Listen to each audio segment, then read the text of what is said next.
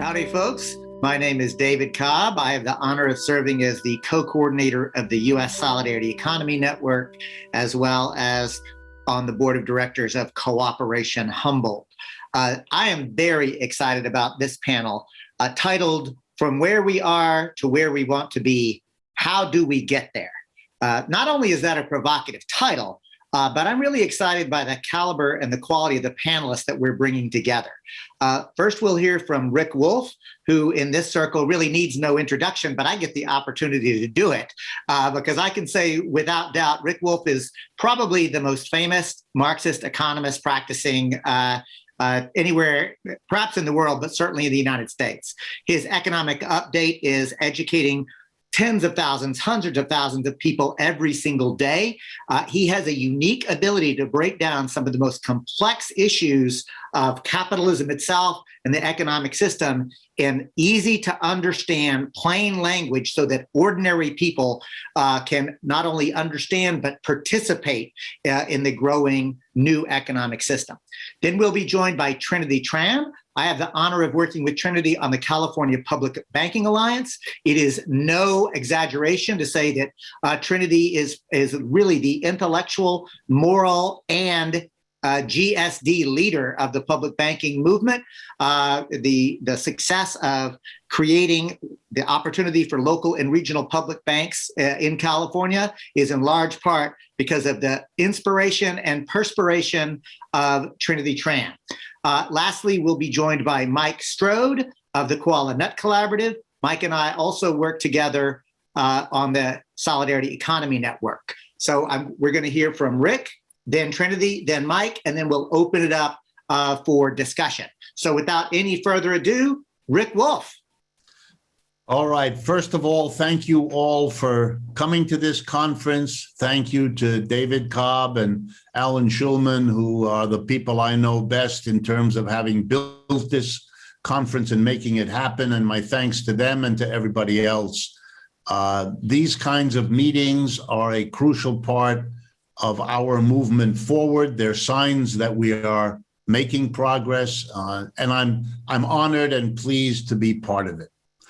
I'm going to take my time to do something that brings together a variety of perspectives on what's happening in the United States and what I think is the direction we are going in. And I haven't been able to say that for a long time in my life, as well as the direction we can go further in.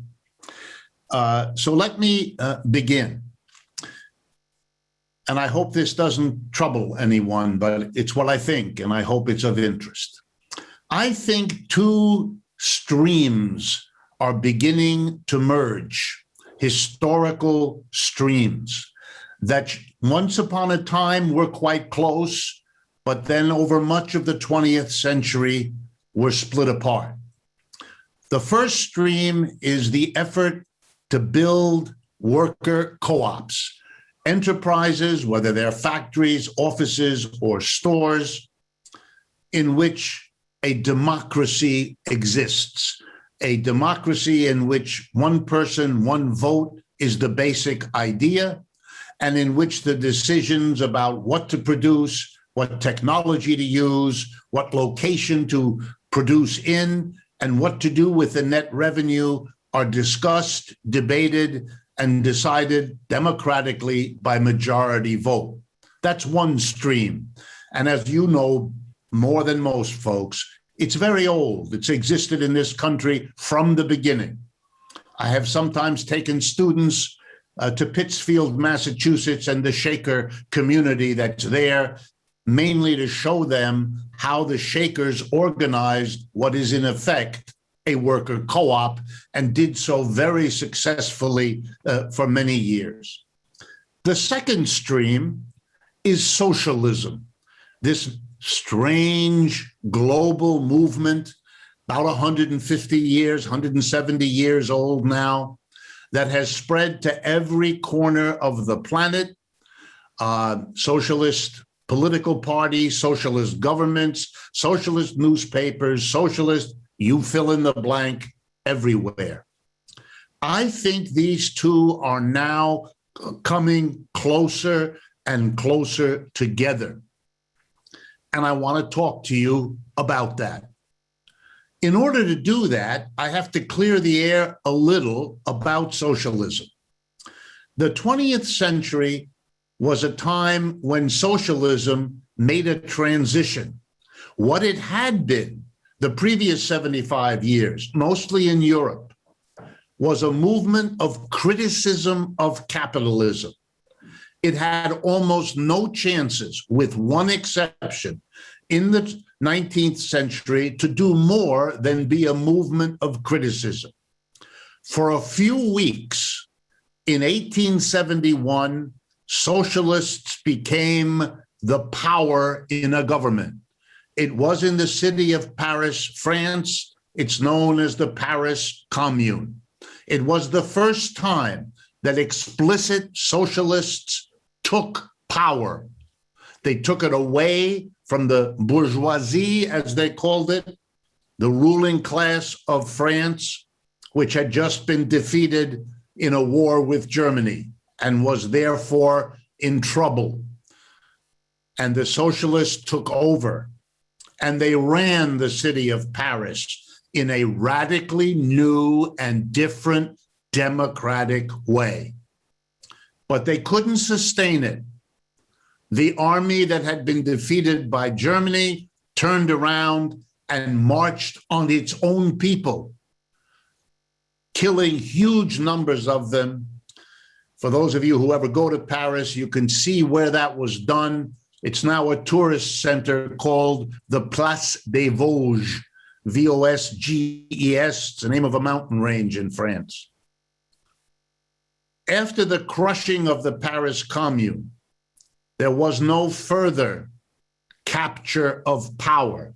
And so socialism became mostly a powerful, growing movement.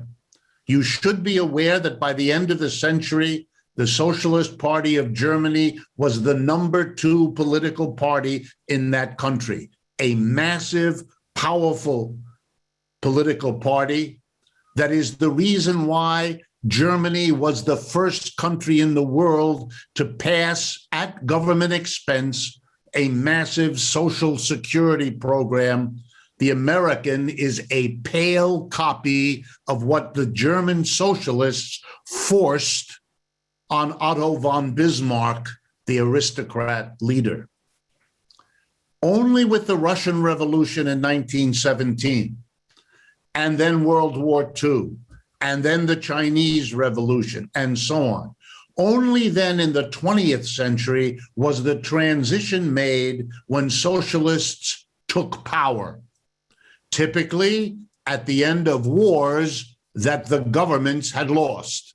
The Russian government lost World War I, and the Chinese government lost its position in World War II. The socialists who took power made an experiment, or if you like, 2 experiments or more. How does a socialist organize a society? I consider that experience of socialism, the Russian, the Chinese, and by extension, the Cuban, the Vietnam, the North Korean, and so on, to be a set of experiments. From those experiments, some of which have disappeared, like the Soviet Union, or practically disappeared, like some of the other countries. Some of them have endured. But they are experiments from which we learn 2 lessons. What they did well that we want to keep and build on, and where they failed and we don't ever want to repeat those mistakes and those failures. Therefore, socialism in the 21st century has to do what, for example, Lenin, as the leader of the Russian Revolution, did. You may not know it, but Lenin wrote major works devoted to analyzing, as Marx had himself done, the successes and failures of that Paris Commune. And it is our job to do the same with the successes and failures of the Soviet, Chinese, Cuban, and so on socialisms. And here comes one of my major points. One of the most important lessons I draw from evaluating the successes and failures of the socialist movement to this day is that I see its future in a merging with the tradition of worker co-ops. I believe that the future of the worker co-op movement lies in a merger with socialism, and exactly vice versa, that the future of socialism requires an accommodation and merger with the movement for worker co-ops. And in the remainder of my time, I want to make that case.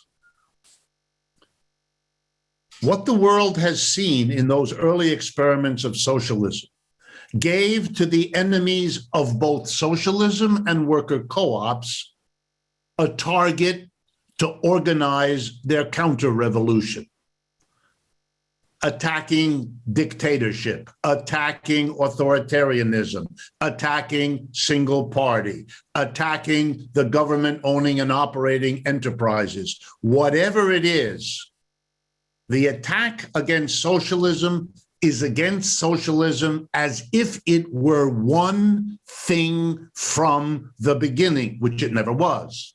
It's attacking the socialism of its earliest experiments.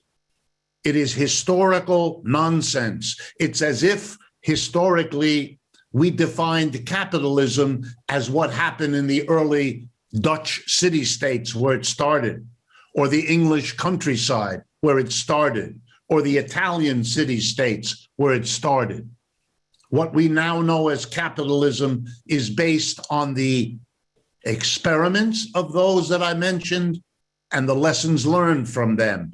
And so it should be with socialism. The biggest lesson learned from the early experiments of socialism was that a terrible mistake was made. Honest, well-intentioned, but a mistake. I would describe it this way. The focus was what we in economics call macroeconomic. It was the question, who controls and owns property? What is the role of the state? How far should the state regulate, intervene, and control the economy? Those are all questions about the economic and political system as a whole. Where socialism failed was at looking at the micro level, at the organization of the enterprises where goods and services are produced, but even more important, where the mass of people, adults, spend most of their lives, 5 out of 7 days at least. Hours of those days, people are at work. If socialism is going to mean something that grasps the passion, the needs of human beings, it has to speak to their workday experience. By focusing on the macro level, the joke became common in Russia as it is in China. We no longer have private capitalists as our bosses. We have government officials. That is a difference, but it's not the difference that we wanted when we made the revolution. What is the difference? The answer is the transformation of the workplace. It was what was not done in a systematic national way in any of the socialist experiments today. The closest they came were temporary, unsupported efforts here or there that never coalesced into a national, durable commitment. If I had more time, I'd make the case that the disintegration of the Soviet Union and the shifts in policy in places like China and North Korea and Vietnam had a great deal to do with the fact that they never brought socialism and democracy into the workplace itself. They never converted the hierarchical top-down employer versus employee relationship of capitalism in their socialist society. There were still employers, but they were now the state.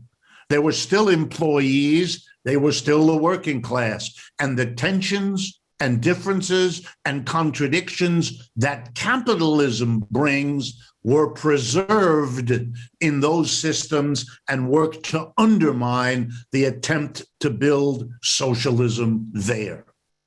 The conclusion I draw, you can see.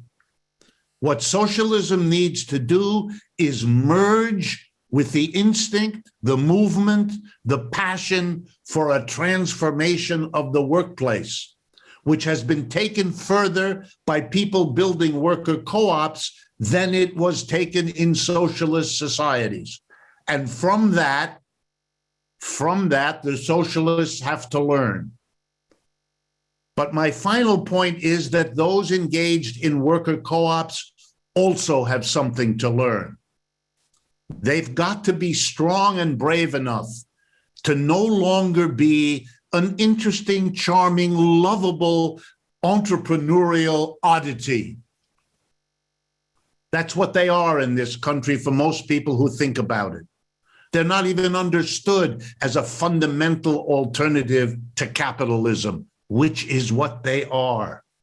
Or to be more honest, what they could be, what they should be. And my hope is that the people who have built worker co-ops begin to understand that they are, whether they like it or not, the potential leaders, vanguard of a whole new 21st century socialism.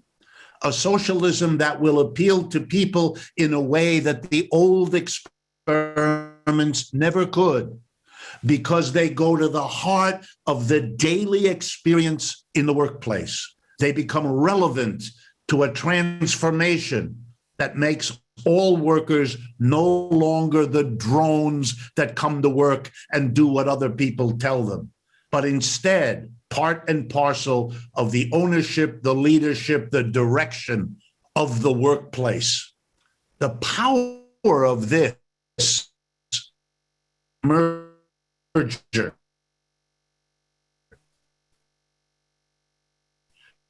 between socialism and worker co-ops. Winner is what I mean, because as a professor of economics, I've been this all my life, and having decided mostly to spend my time trying to understand capitalism.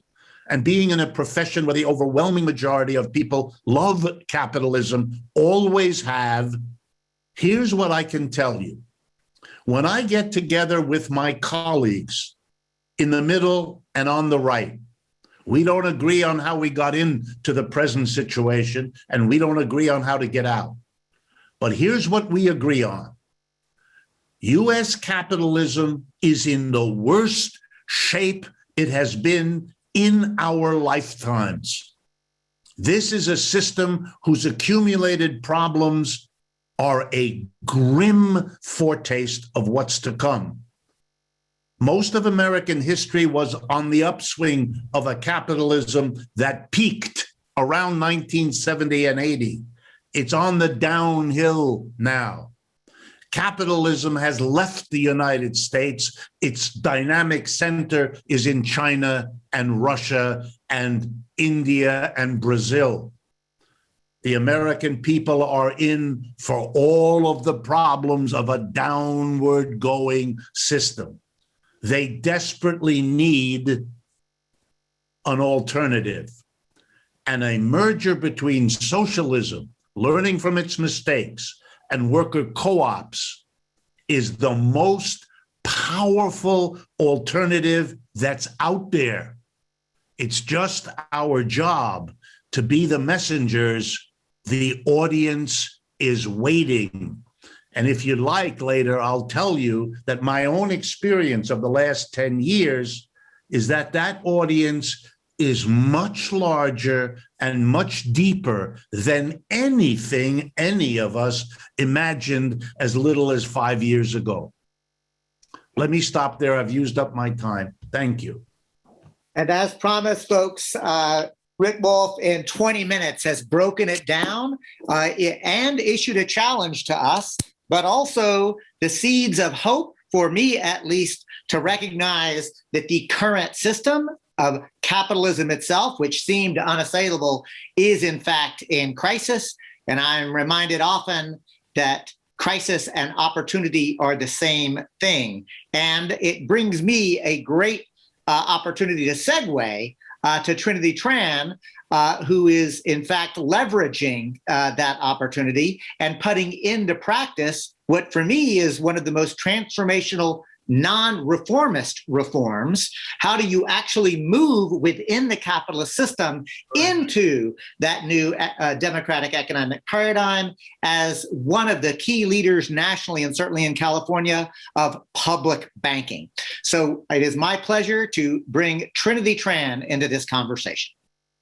Great. Thank you so much, David. I'm Trinity Tran with the California Public Banking Alliance and Public Bank Los Angeles. And I've had the pleasure of working alongside David over the past few years through our volunteer coalition with the California Public Banking Alliance, and also honored to be on this with of course, Rick and Mike. And I'll start by putting our work into context up front, considering that this is a post-capitalist conference. I do believe that building a solidarity economy really requires us to have a handle on the banking system, and a crucial part in building this solidarity economy, prioritizing people and plan over profit, requires us not only to dismantle unjust and extractive predatory structures, but to build and create new systems, new just and sustainable systems. And public banking plays a very critical role in the creation of this new economy network, because it is fundamentally transformative. And at its root, it is about transforming the banking system from one that's based on greed and exploitation into a publicly owned banking system where our money can be used to empower the people, to heal our earth and rebuild our communities from the ground up. And with private banking will never finance what we're trying to do. The potential to fund the things we need, from critical housing developments, as we're in the midst of a housing crisis here in California, to the Green New Deal, to much needed funding to rebuild marginalized communities. All of this becomes possible when we take the power of money out of the hands of the big banks. And with public banking, we are using capitalist tools against the system. This is essentially political and economic judo, using the opponent's strength to our advantage. With the grassroots campaign that we've built and won in the last few years, we're using two very powerful tools of the system, money and politics, to redefine finance. We're reversing the harm that's been inflicted by those with money, in control of money, so that we can redirect and reprioritize finance so that we can reinvest in our future, rather than fund the destruction of our earth and our communities. And public banking is a means to an end. We're base building, we're creating the infrastructure towards a worker-owned economy. And we've throughout these past years, we've built key political allies who were played a critical part in the inside-outside legislative and movement strategy that it took to take on Wall Street. So in this PowerPoint presentation, I'll give a basic breakdown of public banking and AB 857, the Public Banking Act. That was the landmark bill we passed at the end of 2019, which was really an implementation of public banking as a real world solution to revolutionize finance. And activists within the California Public Banking Alliance really played a critical role in manifesting public banking as an idea into a movement, into a political win. And this campaign was incredible, because it was grassroots organizers who challenged corporate lobbyists, the Wall Street lobby, and won. And what we proved is that people power, when organized, when mobilized into political force, can be quite effective in creating the foundations for systemic change. And especially now more than ever, as we are rebuilding the economy post-pandemic and needing to provide relief for as many working people across the nation as possible, public banks are going to play a critical role in economic recovery. So, and also share some of the exciting developments that are happening at the local level, at the state level, and at the national level.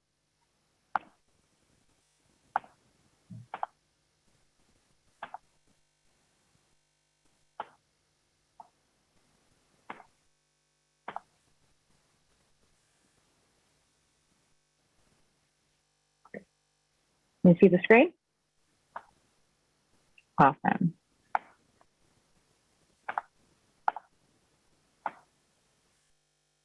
A public bank, what is a public bank? So a public bank, in a nutshell, it's a financial institution owned by a public entity, either a city, a state, a region, or a joint or JPA, Joint Powers Authorities. And unlike commercial banks, the interest and profit of a public bank belongs to the community. So rather than billions of our public funds getting siphoned out of our communities by out-of-state Wall Street banks, public banks enables our cities and our states to be able to recapture this interest that we pay to bondholders and recirculate that money back into the local economy. And a public bank makes the cost of debt cheaper for the city and state, and it does that by buying and issuing debt below market because it has access to low-cost lending from the Fed. And public banks are formed with social benefit purposes. And this is a very important difference between public and private banks. So they are required to invest in and lend to the communities that they serve. So local control is really a central idea to public banking, where deposits are made locally, investments are made locally, the decision-making process for investments are made locally. And that's the primary benefit of public banks, is to enable our cities to keep money local. Imagine if our cities and states could become self-sufficient and able to reinvest those public funds back into the communities and redirect those dollars towards addressing things that we need, local pressing needs like affordable housing, small business loans, green energy infrastructure, business loans, especially in historically underserved areas.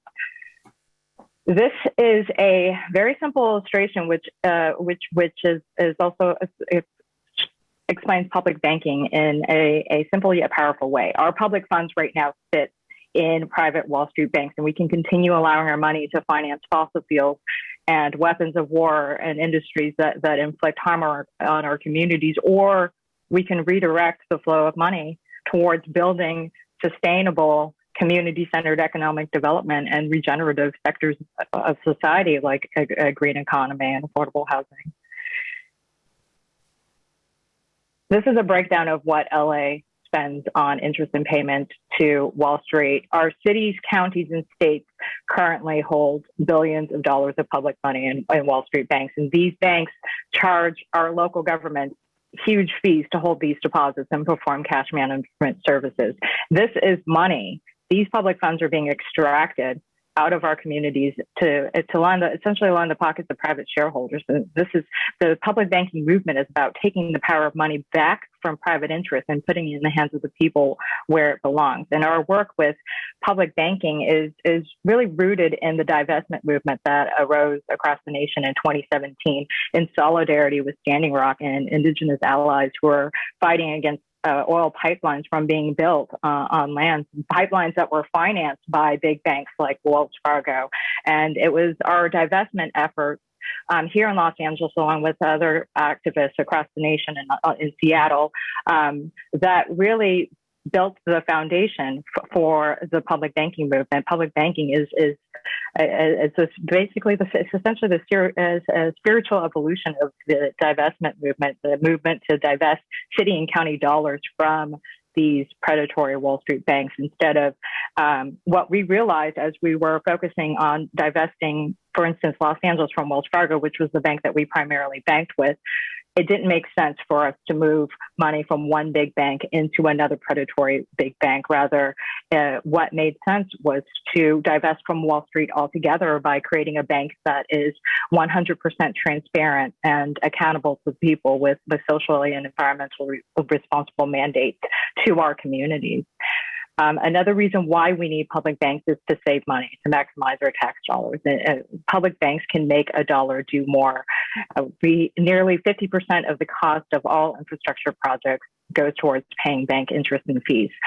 So you can imagine if we are able to fund public projects ourselves through our own bank, we could literally halve the cost of infrastructure and double our power to invest in our own communities. That means more money to build roads, more money to build schools, and more money to rebuild our communities. It's a logical solution for cities and states to have financial independence from big banks, and this really is the vehicle for rebuilding and recovery that we need, and it's long overdue for cities to have our own banks.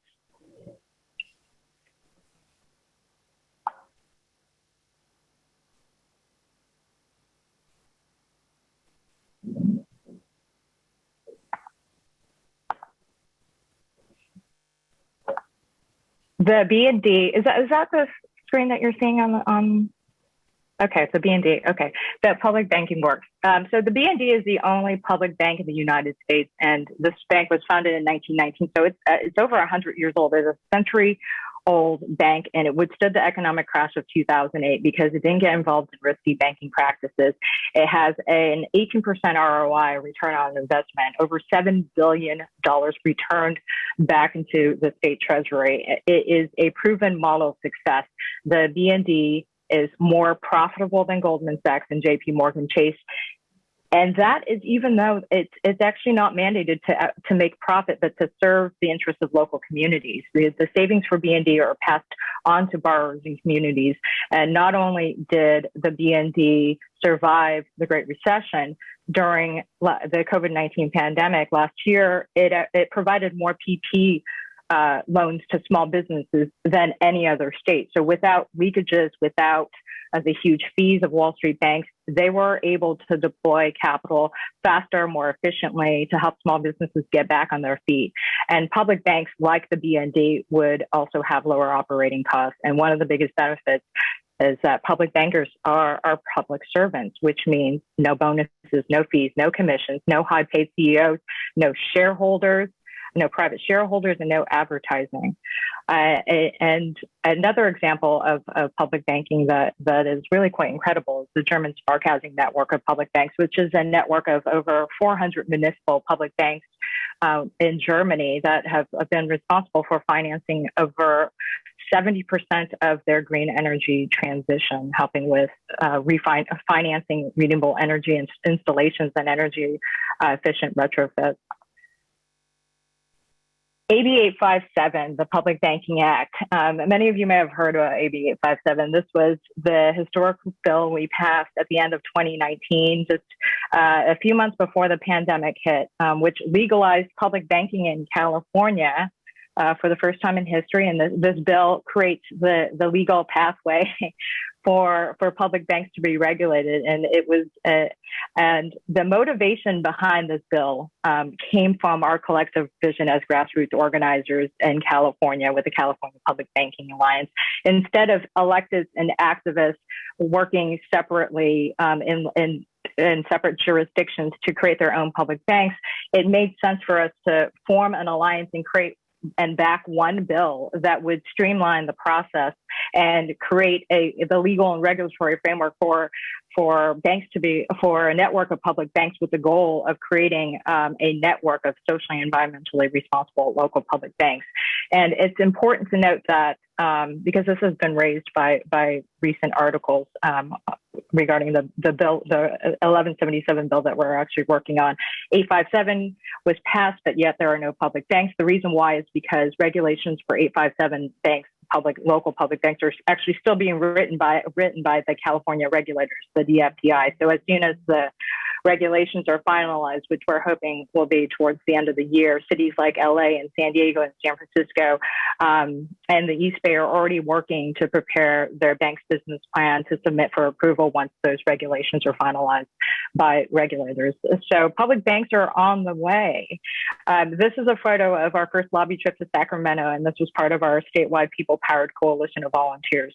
We created a network of citizen lobbyists across California. Many of the Alliance activists actually were already politically active constituents, which really helped with our outreach to elected officials, in addition to support from a broad-based network of social justice and environmental allies.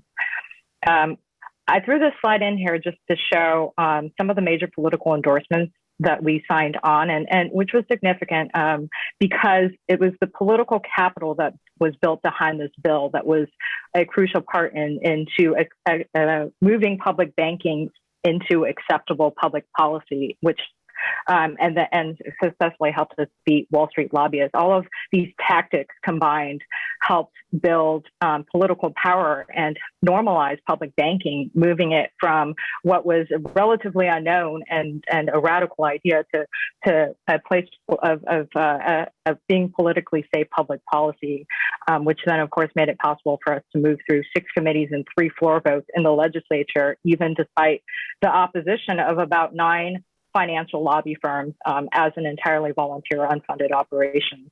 So we are, through our work, we're moving organizations and centers of power representing millions of Californians across the state towards reimagining new priorities for finance.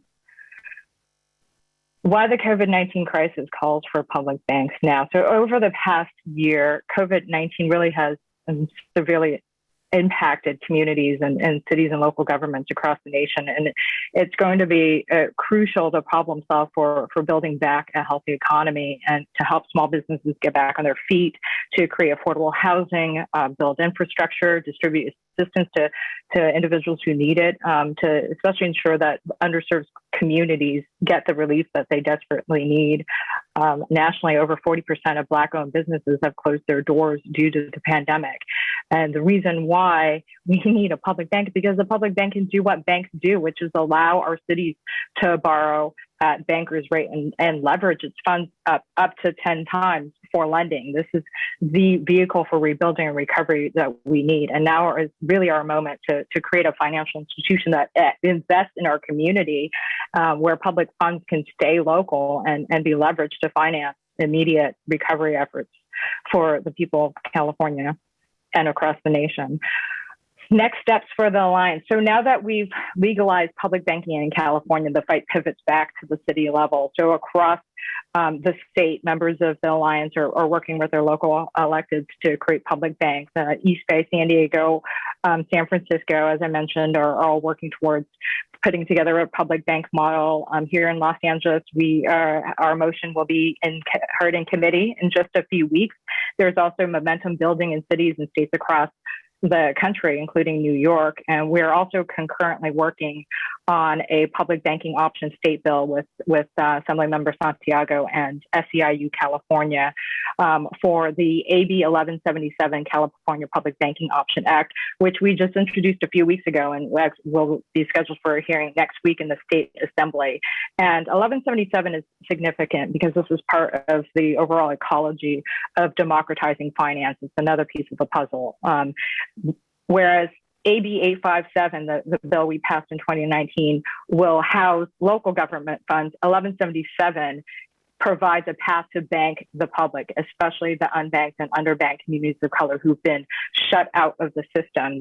This bill will create a truly free checking account and a way for folks to be able to access simple debit transactions without predatory fees, without extractive banking fees.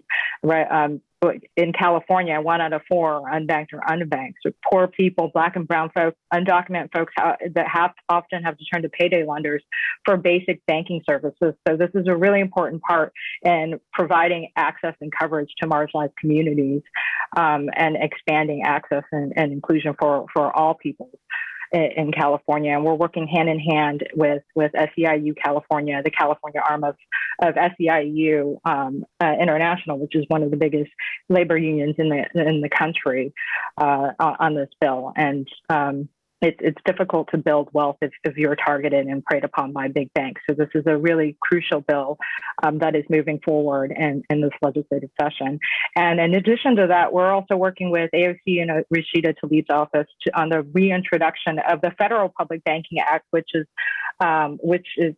likely going to drop in the next few months. We're hearing it's going to be reintroduced in the second quarter, and that Federal Public Banking Act bill would essentially make it easier for cities and states across the nation to create public banks. And this, at the end of the day, this is the furthest the public banking movement has come in 100 years since the BND was created.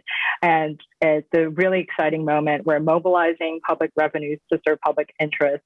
And when you move power from a small handful of people to create the possibility to move it from a small handful of people into the control of many, what we're doing is creating the possibility for a better world. And it really is an idea whose time has come. And just looking at the movements that have risen and the momentum built within just the last few years is really a testament to this. Ultimately, we are fighting for a new financial system that supports human rights, economic justice, and equality. So if you're in California, go to CaliforniaPublicBankingAlliance.org and sign up to join our local public banking group and stay connected to the movement. Thank you. And thank you, Trinity Tran, who took us from the idea of merging socialism and the worker cooperative movement to the idea of public banking to democratize finance and democratize money. We'll now turn to Mike Strode in South Central Chicago. Mike is the founding coordinator of the Kola Nut Collaborative, which is one of the most phenomenal use of time banking that's happening anywhere in the country. Mike also serves on the board of directors of the U.S. Solidarity Economy Network. I always learn something when I am in movement space with Mike Strode. So with that, I give you Mike Strode. Thank you very much, David. Great hearing from Trinity and Rick earlier here. Thank you for having me here. I am indeed the founding coordinator, not necessarily in South Central Chicago, but in Southeast Chicago, but all is well there. First, I'll just acknowledge, Southeast Chicago, Anishinaabe territory, Three Fires Confederacy, Ottawa, Ojibwe, Potawatomi, and many other tribes and First Nations have stewarded this land. And so we acknowledge that indigeneity, that indigenous ancestry, not simply as sort of a ritual or practice in space, but because there's a set of values that we are trying to reach back towards, and we hold those as we enter and hold space together. Mike Strode with the Kola Nut Collaborative in Southeast Chicago. The Kola Nut Collaborative is Chicago's only time-based service and skills exchange, otherwise known as the Time Bank. There had been several time banks before this one, but for various reasons, they are no more. But we are hoping to hold the space for time banking in Chicago, not simply as sort of an altruistic, practice, but really as something that can be transformative if we are talking about facilitating and building relationships with people who then can go on to do some of the other projects that we often theorize around in the solidarity economy. I serve as the founding coordinator of the Kola Nut Collaborative.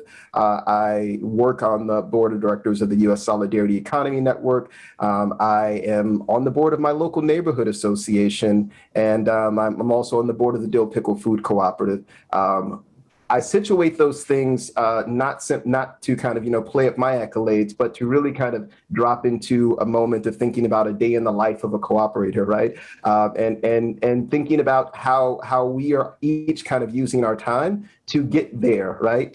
So we've talked, about some folks who are organizing on sort of the larger political strategies, the worker cooperative strategies, but then there's the sort of the concrete aspects of how we get there, sort of on a personal level. What is the personal work that we are doing to get there? And so for myself, this day has been I've come to this point in the day through a few different stages. I awoke to a training, or actually no, the first thing was actually we had a meeting with the GM from our food co-op to really talk through some issues that are happening at the food co-op. If anyone is familiar with the dill pickle, if anyone has seen articles, there's labor unrest at the dill pickle. Foregrounding that, there's probably not much more that I can say about that legally, but just it's clear that there's something that we are dealing with, that where the cooperative values that we espouse are in contestation with some of the other things that are happening within the workplace. So it's an important thing to situate, because that is not simply isolated to the dill pickle, right? That is something that other cooperators, other cooperatives, other solidarity economy initiatives, other organizing spaces are experiencing and holding within themselves. And if we can't be honest about that, we don't get there, right? Because we think that we sort of have the theory in place, but we don't have the way to kind of move forward because we don't know how to manage the group dynamics. So I moved from that space of the Dill Pickle Food Co-op to the Post-Growth Institute, which is facilitating a training with a local cohort of something called the Offers and Needs Market Network.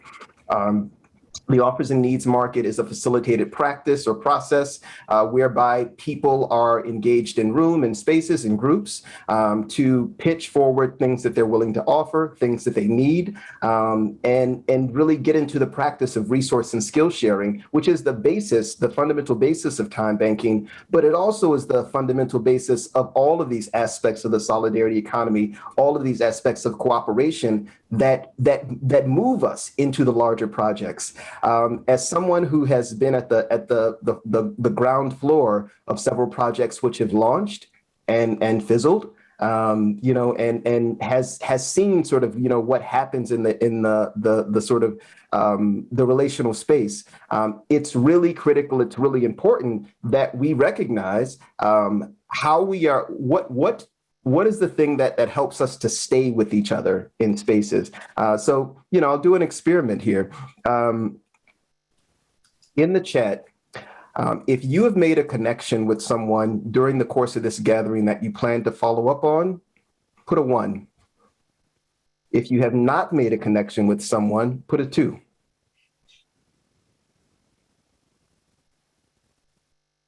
Got several 1s, and we have some 2s.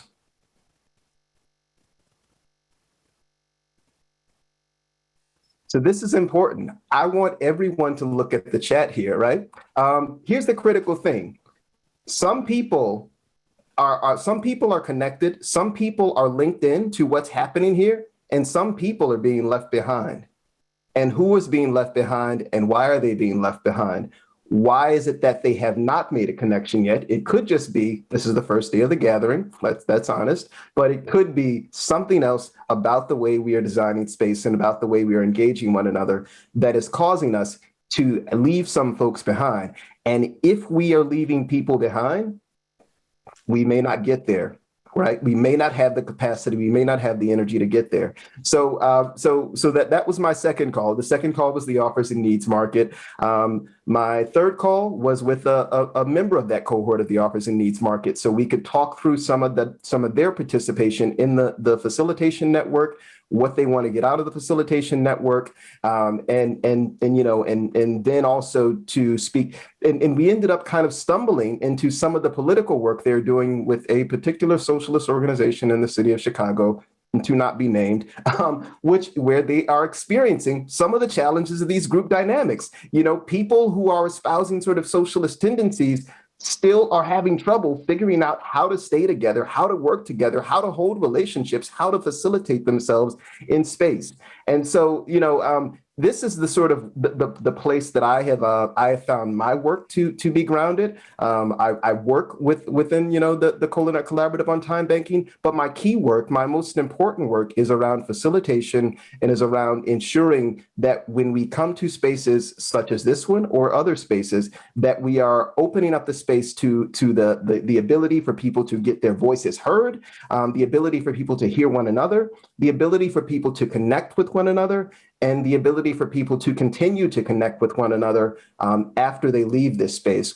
So I'll move from there to really talk about a few areas of work that are really, really critical for me. I've already talked about the time banking and the offers and needs market, which, if you're not familiar, please visit the website of the Post-Growth Institute and please learn about the offers and needs market, because, ultimately, I now begin every meeting process, every meeting practice with that, right? I don't necessarily want people to come into space and immediately we are getting to work, but we are not meeting the full needs of people who are involved and engaged in the space. That's a really critical element of facilitation for me, and a critical element of how I hold space.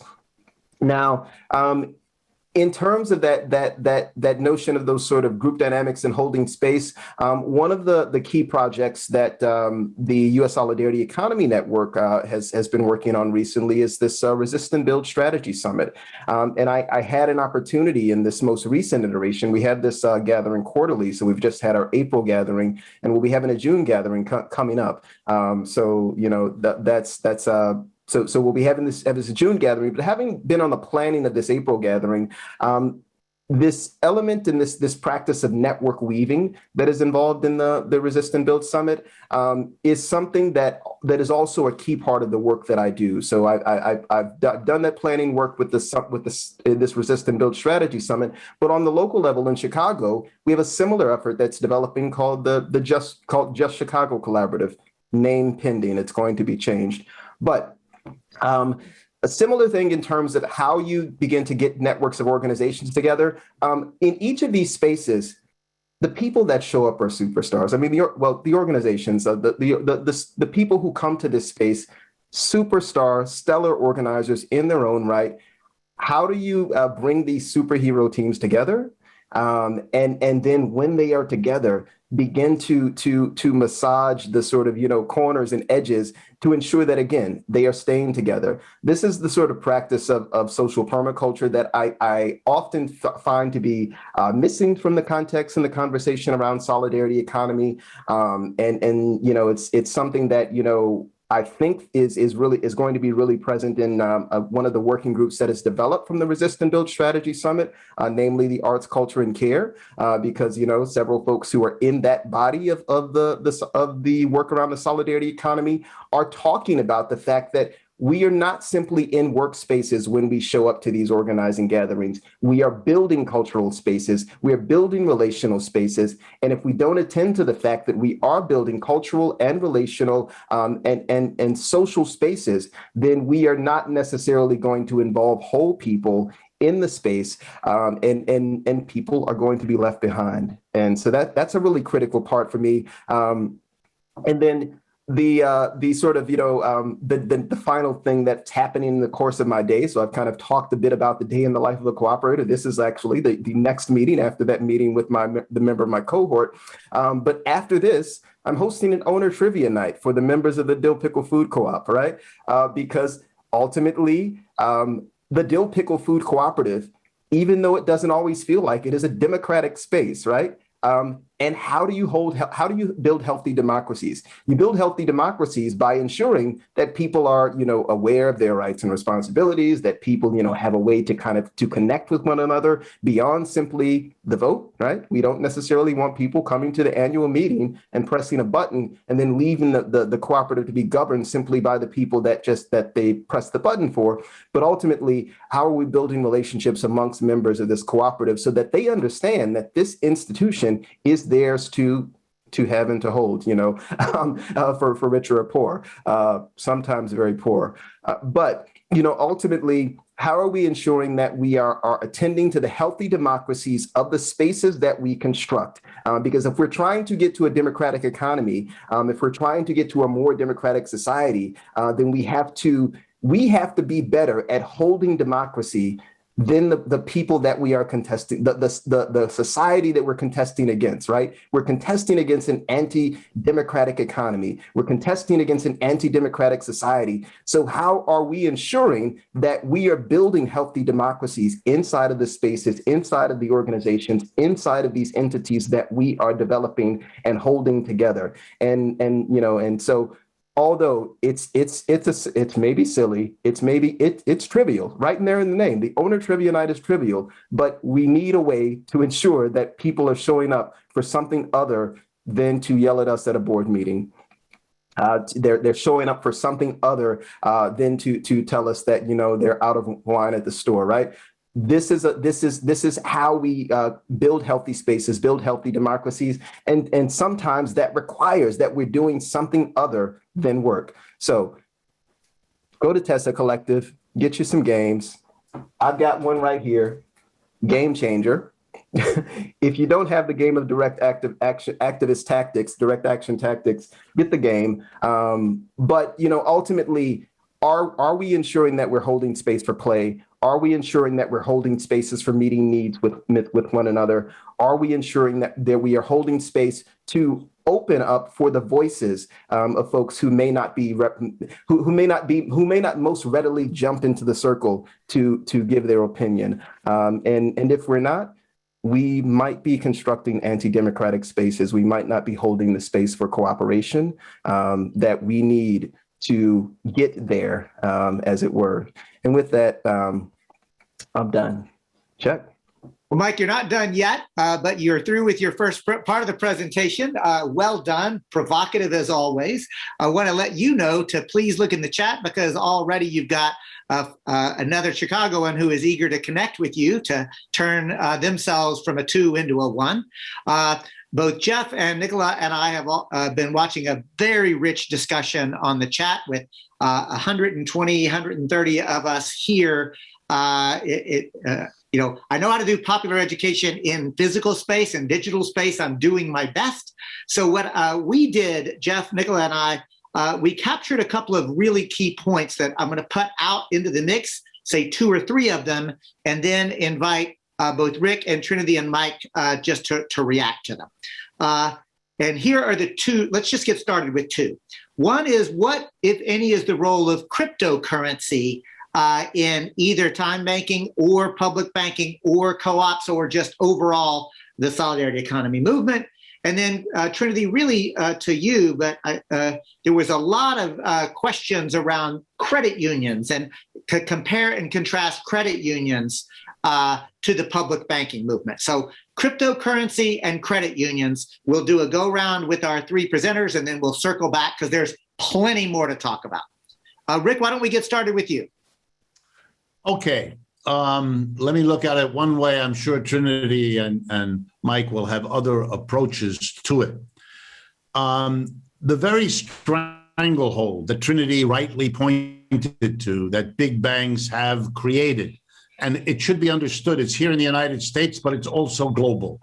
Literally a couple of dozen of enormous banks have a dominating control on a global scale. And they do to many countries what the big banks here in the United States do to many states.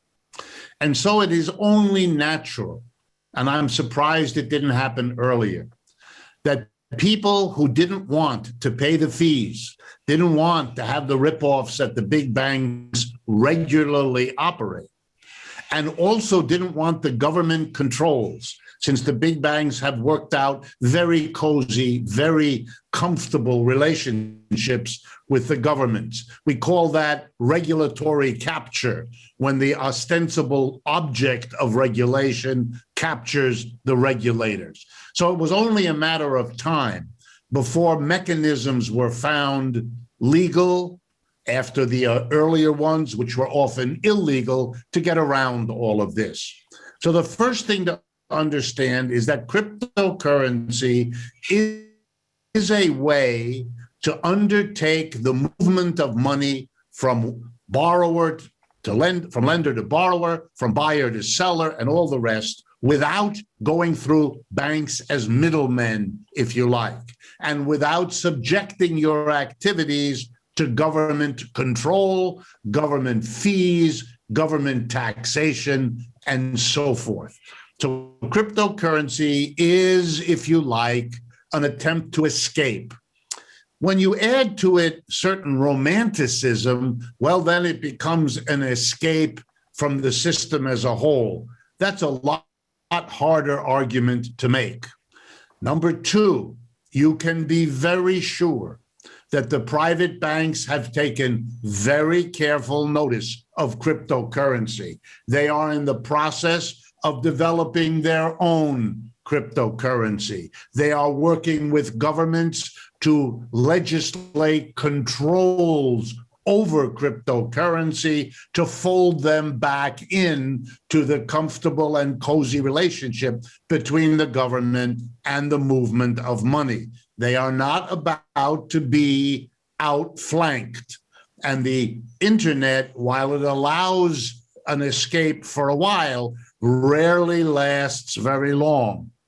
Uber and Lyft, for example, were able to escape the control operated on the taxi business for a while, and they made a lot of money. But now the taxi companies, together with the controlling agencies, are bringing Uber and Lyft to heel. That is a repeated experience over and over again. And we should not be lulled or fooled into thinking that this one is going to be different from all the other escape mechanisms. Credit unions, my last point, are a case in point. Credit unions were motivated, again, by escaping from the very things that public banking is trying to escape from. And for a while, and to an extent, they were. And then the banks and the regulators went to work exposing credit unions to all kinds of rules and regulations that govern them now, that deny them opportunities to compete, that threaten if they dare go in certain directions, even some that are open to them legally, they will become enemy number one of a very powerful coalition of big banks and governments. So I think we should be clear that there are very harsh limits to what can be done in any one sector to escape, and that there are resilient mechanisms that capitalism has used in the past to control, to limit, to hobble efforts to break away. That's not an argument not to do it, but it's an argument to understand that the real road to success for any particular effort to break away needs to be coordinated and allied with other similar simultaneous efforts to build on each other. The combined assault can achieve what no individual program of change can do. Thank you, Rick. Trinity, we'll kick it to you. All right. Well, a lot of the conversation around cryptocurrencies seems to be dominated by a lot of libertarian type tech bros. We support it in that, digital platforms can be a possibility for the future, and it's important to decentralize finance. But what we're doing is addressing immediate needs. For example, with 1177, the bill that we just introduced that creates a simple, basic, zero fee, zero cost, a debit account.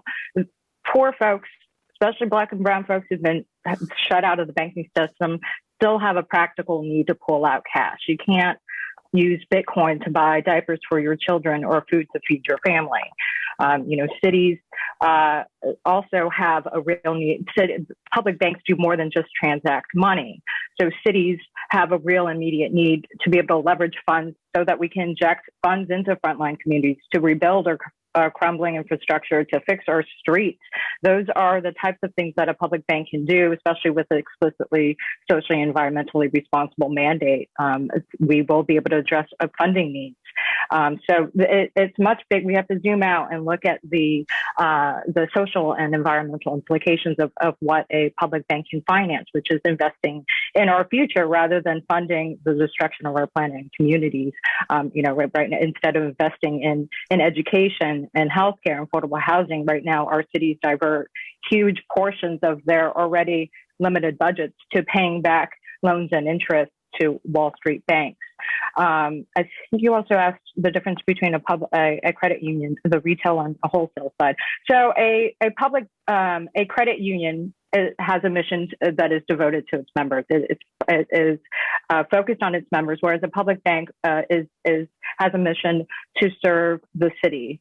It's established to profit and benefit the entire city or a state. And the public banking model that we're building is similar to the Bank of North Dakota model, where it has a partnership relationship with community banks and credit unions. So it works hand in hand with them to extend their credit lines so that they can offer low-cost consumer services in California. And that's really important because over the past 20 years, we've lost about 75% of our community banks and credit unions. And Ellen Brown actually explained this pretty precisely, is that when you kill off the community banks and credit unions, you kill off the small businesses that depend on those community banks and credit unions. And when you kill off the small businesses, then you kill off the local economy that depends on those small businesses. So that is a very important relationship that a public bank, a city, a municipal public bank will be able to help in further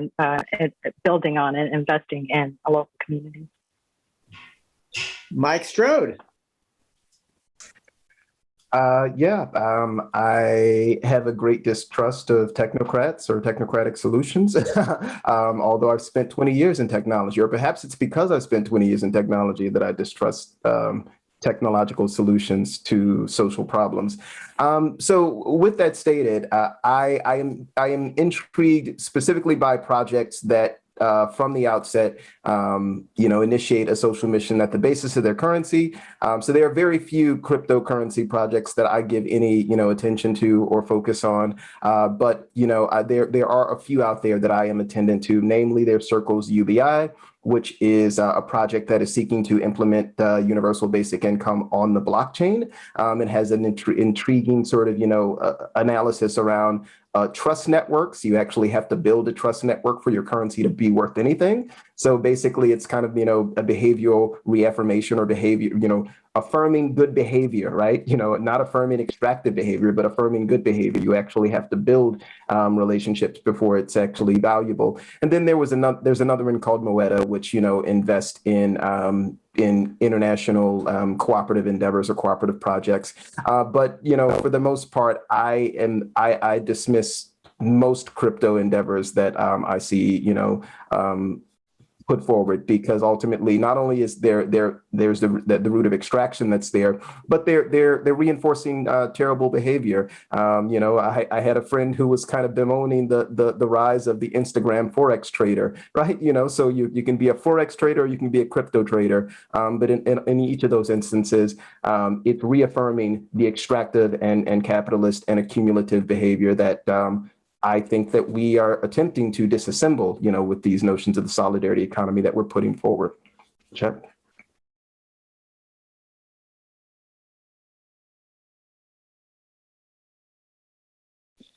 Jeff, you captured something?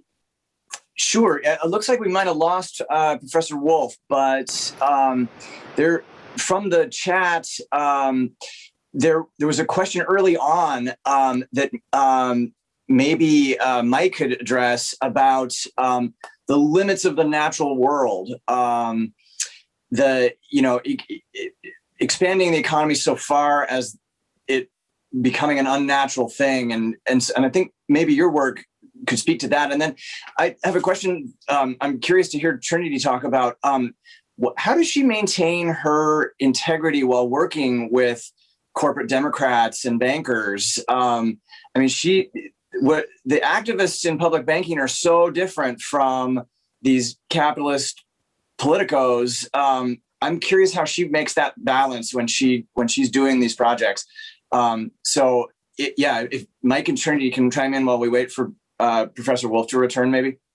No, he's here. So Rick, I know that you're going to have to leave soon, so we're going to start with you to ask you to there was a lot of conversation in the spirit of Earth Day about the limits of Mother Earth and the economic system. So if you want to react to that, and then we'll turn it over to Mike and Trinity.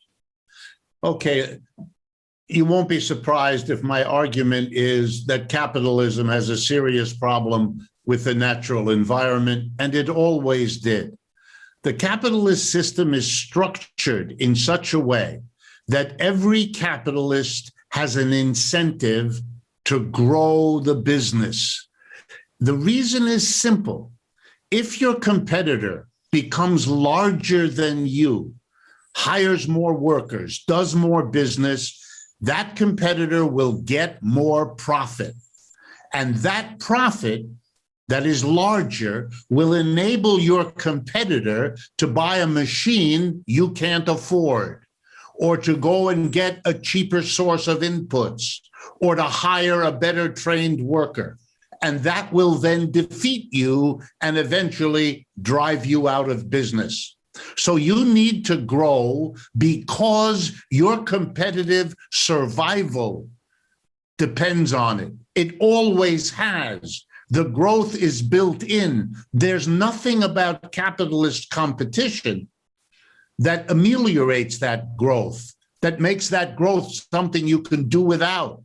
So the growth imperative is built into this system, number one. Number two, and I'll stop with two. It has become normalized and routined in capitalism for the defenders of capitalism. And that includes both the Republicans and the Democrats in the main, with a few exceptions now, thankfully. But in the main, it has been their argument that the only way to address social problems, and especially the poverty and the underinvestment in the middle and lower incomes in the society, that the only way to do that is to, remember, grow the pie so that each of the pieces gets bigger, because they're not interested in growing the share of the middle and the bottom at their expense. So they begin to see economic growth as the only way to ameliorate the social problems that come out of the inequality that capitalism generates. So it's both the competition among capitalists and the inequality the system relentlessly reproduces that drives it to be growth fetishizers. And the way out of that is to change the system so you don't have either the imperative of the competition among capitalists or the notion that the only way out of your dilemmas is by growing the pie. Mike? Yes. So I'll affirm much of that. I generally don't in my work around either time banking or around community economies. I generally eschew the word scale, or at least it's not one that I tend to use. I do tend to talk somewhat about replication. Ultimately, I think that communities can best determine the sort of size of their needs. Now, there are certain communities that have already been consuming in excess, and perhaps they are not best determined. The best parties to determine their need. The shape of their needs. But in the communities where I work, where I live, I am in the community, as I mentioned, Southeast Chicago, which is about 2 miles from a brownfield. So this is the home of the former sort of steel, the U.S. Steel plant, right? So we've got brownfields, we've got a lakefront that is barely somewhat unusable, and so in the absence or sort of the absence of that U.S. Steel relocation, you now have basically a tech company that's coming in here to kind of, build a substructure underneath the brownfield. They can't build on top of the brownfield, so they want to build below it. And so capitalism will always find an excuse, right? They will always find a use, whether it's for a rich, lush, forest that can be turned into a mall or a set of apartments, or a brownfield that can be turned into a substructure where they can house data centers and run trucks underneath it. I'm about human scale economies and about community scale economies and about communities being able to have more control and more self-determination around how the shape of those economies, because they often make different decisions than people who are from the outside, who are looking at scale. Check. And Trinity, a reminder that Jeff asked a pretty provocative question to you. I'm interested in the answer. How are you holding the space of integrity while you're working with all these sleazy corporate Democrats and bankers?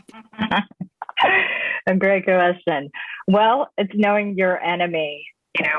We know that the current system isn't working and doesn't have an incentive. It's not designed to help the greater good.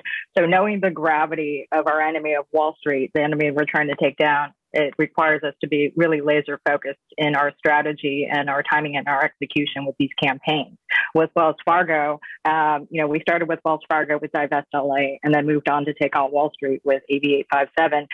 To beat the banks, we knew we had to out-organize them. So we had to be really smart about merging policy and protest, being able to galvanize the movement and tap into the visceral anger and rage of folks dealing with big banks, and then also understand how to work with build a legislative team to review and read and review banking amendments, draft banking amendments, and be able to lobby on those very clear, specific points. So it was these campaigns are very technical because at the end of the day, we're not just taking down Wall Street. We are building I'm paraphrasing here. We're building a new system to render the old obsolete. Public banking is the vehicle that we need to take control of the financial infrastructure and democratize finance. And at the end of the day, I think the future of our people and planet really depends on our ability to problem solve. And sometimes that does involve necessitate compromise. But with the grassroots victories that we've landed just within a few short years, it really shows that mobilizing people into behind specific legislation can be really impactful. And I'd encourage folks on the call now, whether you're a community organizer, whether you're a financial expert, environmentalist, we need collective action focused behind targeted strategies. So I would encourage allies on the call to partner with on-the-ground activists and help us articulate ideas on the ground and translate work into translate our work, translate theory into work, into effective action, and from effective action into movements and political wins. And because we do have the ability to create prosperity for all, but it comes down to controlling the money supply and moving from a system of extraction to one of collective goods. So, we're focused on the end game. We started with the banks, but and once we take down the banks, everything else is financed by Wall Street will follow, whether that's the fossil fuel companies, multinationals, the military industrial complex. This is about taking down the fathership. Thank you so much, Trinity. I feel like you're really circling around a question that was posed for us earlier. I mean, there's a call to action in your advocacy, and then there's also a lot of pieces for us to be considered as we're thinking about how we do get involved. So one of the questions that was posed earlier that kind of was originally directed at Mike, though, as we're getting close to the end of time, I want to give everyone a chance to answer this question and also include closing remarks for this incredibly enriching panel. So the question was in relation to looking at the creating the worker cooperatives that in the United States we are seeing a lot of annual funding and tens of millions of dollars going towards these type of worker cooperatives. But unfortunately, recognizing that the emergence of more cooperatives is actually quite dismal, less than we'd be expecting with that kind of investment going in there. So the question that this person is asking is that, what is this kind of solution when we're looking at these cooperatives and that government organizations are trying to create worker cooperatives, but are actually not in practice setting up the cooperatives? How do we get to a place where nonprofits and government agencies are aligned with one another? With what will really be needed to create worker cooperatives and start making the return on investment actually viable. And as a last kind of component of that, also that they demonstrate the actual worker cooperative model in their own business models. So really 3 parts, thinking about how do we get that alignment between nonprofits and government agencies? How do we start to see that investment actually viable, become viable? And then last, really looking at actual worker cooperative models in business models and the emergence of that. So I'll throw that over to you, Mike, if you want to kind of talk about some of those pieces for us first. There's something about that word viable that, struck me, right? I generally, there's an emotional tone about viability that's important for me, both viability and efficiency, right? Worker cooperatives will never be as efficient as capitalist endeavors or capitalist enterprises, right? And perhaps we should just kind of stop, we should be careful and cautious about how we use those terms, how we use that language, and what we are getting towards when we talk about viable or even sustainable, right? Those are all terms that have a little bit of nuance that we should be attendant to.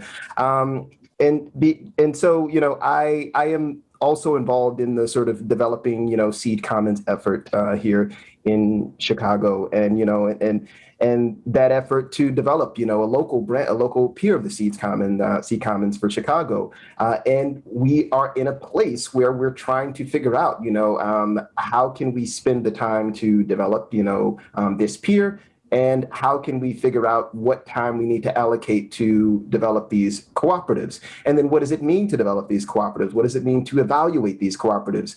And so the important aspect of the C Commons, of course, is that, the financing provided is non-extractive until such time as the endeavor is profitable. But, how long does that take?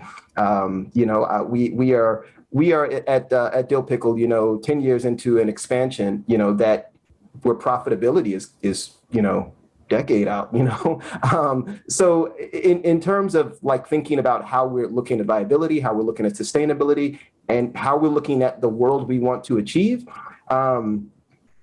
we need to be nudging against those forces that have shown up, right? They've shown up in this particular moment, particularly like foundations are like redirecting funding, and they're saying they want to support these types of efforts. So we need to be cautious about the ask that they're requiring of us, right? And those asks, require us to kind of change the viability metrics that we are assigning to. What is it that we are planning for? What is it that we are pursuing in our goals and our aims and in our strategies? What is the future that we want? And is the future that we want measured by the metrics that they are putting forward? Or do we need to ensure that we are also putting forward new metrics we government, metrics for nonprofits who might be playing in the space? Because, ultimately we don't want it to transform into a space where we now have cooperatives, we now have cooperative legislation on the books, we now have cooperative financing that is available, but they've pushed us to measure ourselves by the exact same standards of the businesses that we have left behind, the businesses that have left people depleted, that have left people, drained, so that have been soul draining. We are leaving soul draining employment. We are looking for soul nourishing employment, and we need to make sure that we have measures that ensure that that's what we're measuring. Is the quality of life that people are having better on the other side?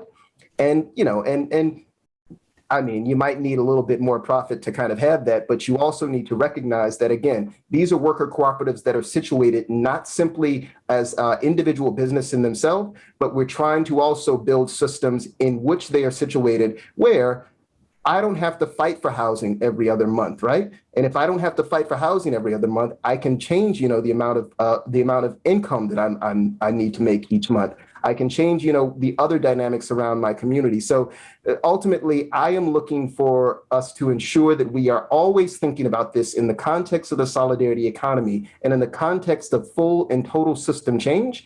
And so that way, when we are talking to, political officials or when we're talking to nonprofits or foundations, we are understanding that that's what we are speaking towards, and not simply the narrow band of here's worker cooperatives and we want you to make sure that you fund these next year.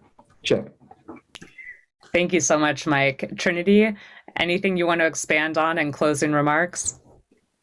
Well, worker co-ops, because it's not the usual bureaucratic top-down CEO structures, they often have a hard time securing loans from banks, and small businesses loans, especially with businesses like co-ops, are often perceived as risky, and so it's hard to come by. So you need underwriting guidelines that will help support small businesses who would otherwise struggle to get conventional funding. And our talking points with the California Public Banking Alliance and the cities that we're working with to form these banks explicitly address and encourage a commitment to funding worker co-ops. Thank you so much. And Rick, bring it home for us. Okay. Let me start by saying in the strongest ways I know how, that what Mike said to us is very, very important and right on target.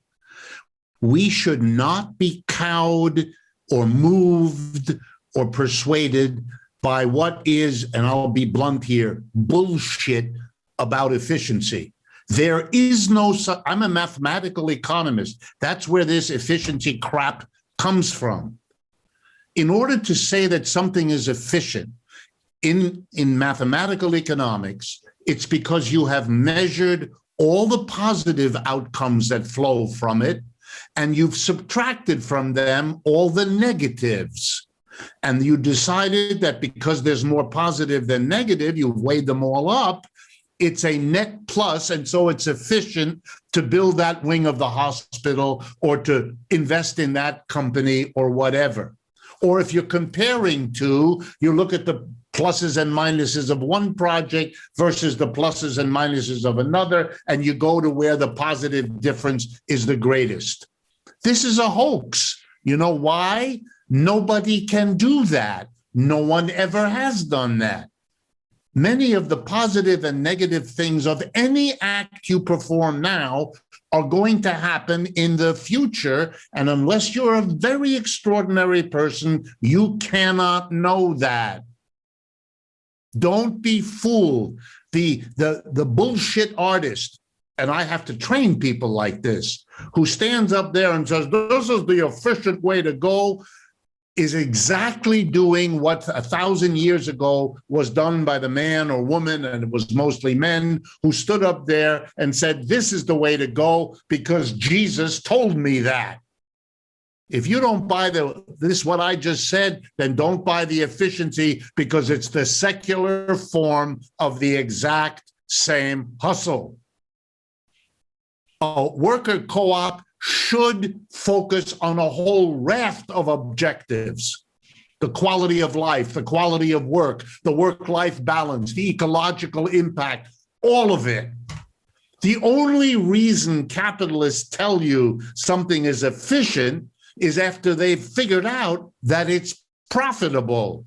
And then that's justified by an efficiency bullshit. And you know why they focus on profit? Not because it's not written in the Bible you should focus on profit. You know why they focus on profit? Because profit is that part of the revenue that an enterprise gets that goes into the hands of the capitalist. That's why we emphasize profit. That's why it's the bottom line. Otherwise, wages could be the bottom line, and we would maximize that. For you to buy the argument that we should be efficient because it maximizes profit makes you the slave of the profiteer who wants you to do what's best for them. Don't be fooled, because if you are, you will not be organizing people against capitalism. You will be inadvertently doing the opposite. Last point. Capitalism took a long time to come out of feudalism. And along the way, capitalists asked themselves the same questions we are. How do you get from here to there? How do you organize? How do we move forward? And one of the things they discovered, which I would urge us all to think about, is eventually we working to organize a capitalist enterprise in this village, in this city, in this country. We are fighting against the feudalism that has organized the government to give it tax breaks, subsidies, supports of every kind. And the way we do that is we have a political party that controls and dominates the government. And it's our political party full of our people relying on our money to do its work. Sooner or later, the worker co-op movement needs its own political party to go out there and beat the bushes, to get the tax cuts and get the subsidies and get the supports that will make it much easier for us to start co-ops and build co-ops. All we need to demand is a level playing field. Give the worker co-op all the kinds of supports you've always given to capitalists. And you know, it's no different from the effort made, for example, by the Small Business Administration to get the government to give them lower interest rates than big businesses get, to give them subsidies, to give them supports, because we have the value in our society for small business, or for women-run businesses, or minority-run businesses. Here, I've got a hot idea. We ought to give Americans freedom of choice to work in a worker co-op that's democratic versus a top-down hierarchical capitalist. And in order to give them that freedom of choice, we have to have lots of worker co-ops out there for them to sample, to taste, to experience, so that a choice An informed choice can be made. And to that end, here's a political party with a program. Let's do that. Let's set up and have that done. Jeremy Corbyn in England developed the following program of the British Labour Party. If we win the next election, he said, with his exchequer O'Donnell, we will pass the following law as the first law. Any business in England can stay the way it is as a capitalist business. But if it decides to close, or if it decides to move out of the country, or if it decides to merge with another, or if it decides to go public with an IPO, it will only be able to do that if it first gives the right of first refusal to its own workers to buy it and convert it into a worker co-op. And when the news people heard him say that, they thought they had him. They said, well, where are the workers going to get the money? And he smiled and he said, we're going to lend it to them at zero interest. We don't have to invent the wheel all over again. Jeremy Corbyn did it. Let's just take that ball and run with it politically. We have a world to win and very little to lose. A world to win and little to lose. Thank you so much. You did, in fact, bring us home, folks. The next session is on food sovereignty. I know the people doing it. They are literally building that new world. We're going to close this right down. I hope you'll join me in jumping right over to the next session. Thank you all. Stay with it.